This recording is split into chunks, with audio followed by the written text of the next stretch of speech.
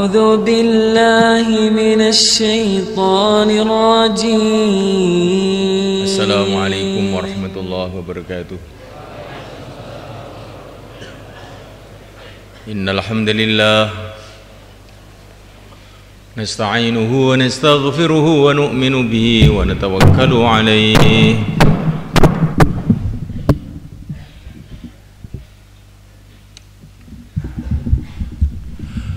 ونعوذ به من شرور أنفسنا ومن سيئات أعمالنا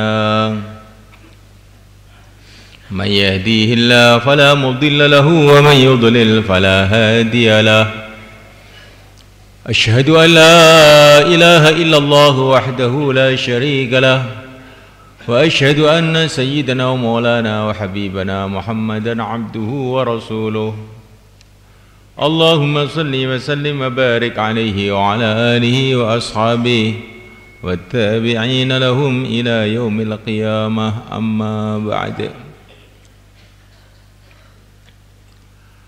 وقد قال في كتابه الكريم إن الذين قالوا ربنا الله ثم استقاموا تتنزل عليهم الملائكة ألا تخافوا ولا تحزنوا وأبشروا بالجنة التي كنتم توعدون نحن أولياؤكم في الحياة الدنيا وفي الآخرة ولكم فيها ما تشتهي أنفسكم ولكم فيها ما تدعون نزلا من غفور رحيم ومن أحسن قولا ممن دعا إلى الله وعمل صالحا وقال إنني من المسلمين ولا تستوي الحسنة ولا السيئة ادفع بالتي هي أحسن فإذا الذي بينك وبينه عداوة كأنه ولي حميم وما يلقاها إلا الذين صبروا وما يلقاها إلا ذو حظ عظيم.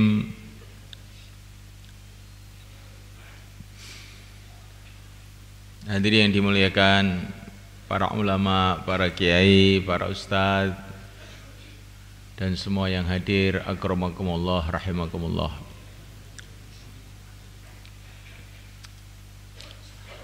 Sesungguhnya tidak ada perkara yang lebih penting melebihi agama.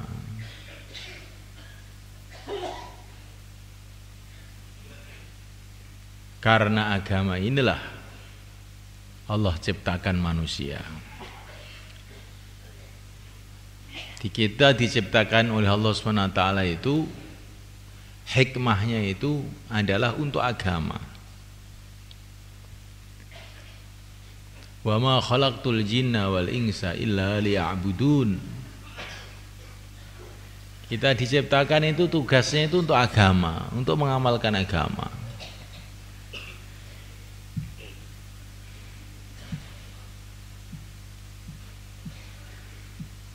Jadi mulaikan Allah Ta'ala bahkan bumi langit diciptakan oleh Allah ini karena masalah agama.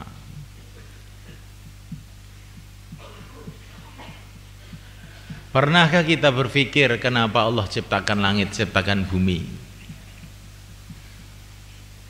Untuk apa? Sedangkan Allah itu tidak berhajat sama sekali kepada langit dan bumi.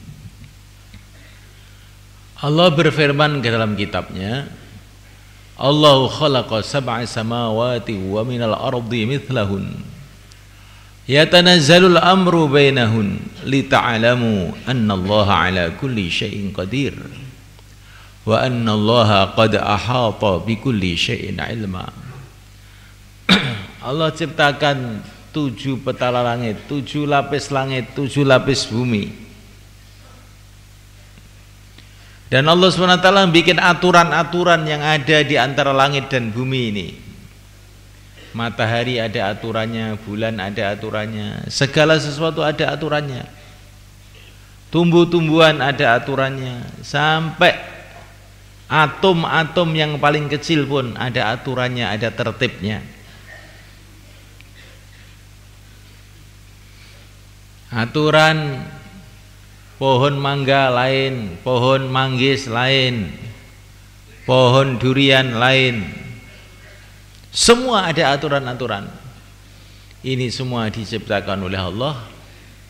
Maksud tujuan yang terpenting itu adalah lita'alamu annallaha ala kulli syai'in qadir, agar kamu itu tahu bahwa Allah itu maha kuasa. Karena masalah agama ini sebetulnya Allah ciptakan makanan yang macam-macam itu. Maksud tujuannya yang terpenting bukan supaya kita ini bisa makan seenak-enaknya, bukan. Maksud yang terpenting supaya kamu itu tahu bahwa Allah itu maha kuasa. Kita makan, di situ ada nasi, ada daging, ada cabai, ada merica, ada garam. Coba kamu bayangkan bagaimana dunia ini kalau tidak ada garam gitu. Itu masakan apa-apa nggak enak semua. Kalau nggak ada cabai begitu, bagaimana itu? Adem semua, nggak ada pedesnya. Sudah orang Temboro nggak bisa makan dengan enak.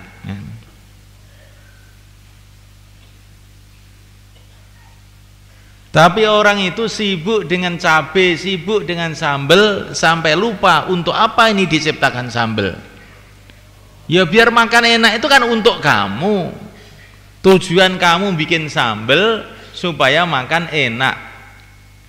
Tujuan Allah yang menciptakan sambal itu loh apa? Yang menciptakan lombok, yang menciptakan merica, yang menciptakan tangan kamu sehingga bisa nyambel itu. Lita'alamu annallaha ala kulli syai'in qadir, supaya kamu itu faham, tahu betul bahwa Allah itu maha kuasa. Allah menerbitkan matahari dari timur. Maksud tujuan yang terpenting bukan supaya kita bisa mencangkul di sawah, supaya kita tahu bahwa Allah maha kuasa. Allah menenggelamkan matahari di barat, maksud yang terpenting bukan supaya kita bisa tidur nyenyak, supaya kita kenal bahwa Allah itu maha kuasa. Nah, karena ta'ala, bahkan Allah SWT ciptakan akhirat pun juga karena masalah agama. Di akhirat itu nanti ada namanya dua tempat saja, surga dan neraka.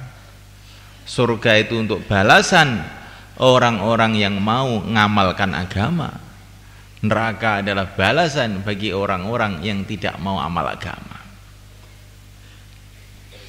Bahkan hari kiamat datang, bumi dihancurkan, langit dihancurkan, gunung-gunung diterbangkan, habis jagat raya ini.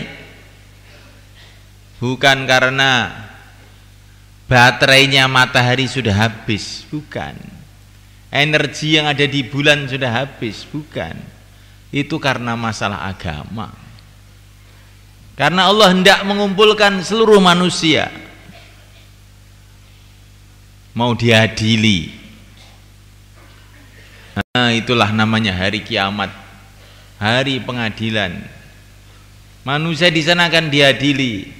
Siapa yang telah berhasil mengamalkan agama, siapa yang tidak berhasil mengamalkan agama, akan dipanggil satu-satu oleh malaikat Jibril.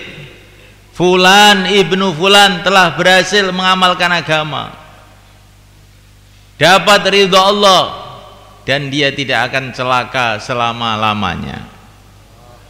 Fulan ibnu fulan tidak berhasil mengamalkan agama, mati dalam keadaan kafir, celaka selama-lamanya. Dipanggil satu persatu seluruh manusia yang ada di dunia nanti. Jadi semua Allah Ta'ala, ini semua karena masalah agama, ini semua. Allah tidak berhajat sedikit pun dengan perkara-perkara ini semuanya. Tetapi Allah memberitahu kepada kita bahwa ini semua diciptakan oleh Allah, dikaitkan dengan agama, supaya kita paham agama ini penting. Allah mengirim manusia-manusia istimewa, para nabi, para rasul, 124.000 nabi, 313 rasul. Bahkan Allah mengutus Sayyidul Anbiya war Rusul, yang mulia Nabi Agung Muhammad SAW. Untuk apa semua itu? Untuk masalah agama. Maka agama ini harus kita pahami, penting banget agama ini, lebih penting dari segala yang penting, lebih berharga dari segala yang berharga. Hari ini manusia merasa memahami bahwa makanan ini penting, minuman itu penting, ekonomi itu penting, teknologi itu penting. Tapi sedikit manusia yang paham kalau sholat itu penting.